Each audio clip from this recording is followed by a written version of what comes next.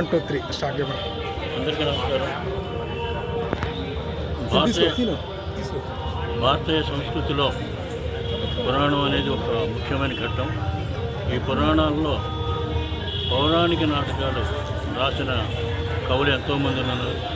తిరుపతి వెంకట కవులు, ముఖ్యంగా చల్లపల్లి వెంకట శాస్త్రి, దివాకర్ల వెంకట ఆవధాని గారు రాసినటువంటి పాండవోద్యోగ నాటకం చాలా పాపులర్ అయింది. దాదాపు 110 సంవత్సరాల క్రితం రాశారు. పౌరాణిక నాటకం అంటేనే కురుక్షేత్ర నాటకం. దాంట్లో మహాభారత యుద్ధం ఎలా జరిగింది, ఆ మహాభారత యుద్ధంలో ఎలా జరిగింది, ఇప్పుడు ప్రపంచం కూడా ఎలా జరుగుతుంది. చాలామంది పౌరాణిక నాటకాలు పాడవుతున్నాయి అంటారు. సినిమాలు దెబ్బలకి టీవీలో అవి ఉట్టిమాట అండి. పౌరాణిక నాటకం కన్నా ఖచ్చితంగా వేస్తే చూసే జనం యూత్ కూడా ఉన్నారండి.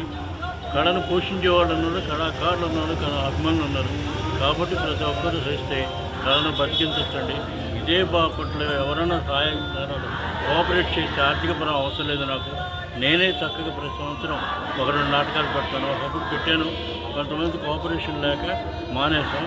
కాబట్టి కళాకారులు బతికిద్దామండి. పేదవాళ్ళు కళాకారులు చాలామంది ఉన్నారు ఈ బాపట్ల. మంచి మంచి పేరున్న వాళ్ళు, ఆస్తులు సంపాదించుకున్న వాళ్ళు. అలాంటి వాళ్ళని ఆదరిద్దాం. చక్కగా నా సహాయం వాళ్ళకి తప్పకుండా ఉంటుందని మనస్ఫూర్తిగా భావదేవుని సాక్షిగా